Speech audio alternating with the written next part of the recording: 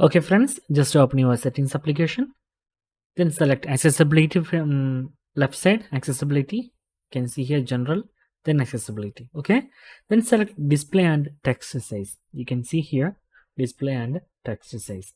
Okay, after that you can see here there is an option of increase contrast. You can see here, and just tap on the right side button to activate it. You can see after activating that, contrast is increased and the icons are some less color or low contrast. You can see the difference. Icons are changing. So that is kind, it is increase the contrast, and it is very useful for some people who have disabilities with eyes. So this is a tutorial, and if you need any kind of Android or iPhone tutorial, just comment below. I will post my replies as videos so you can easily watch and understand it.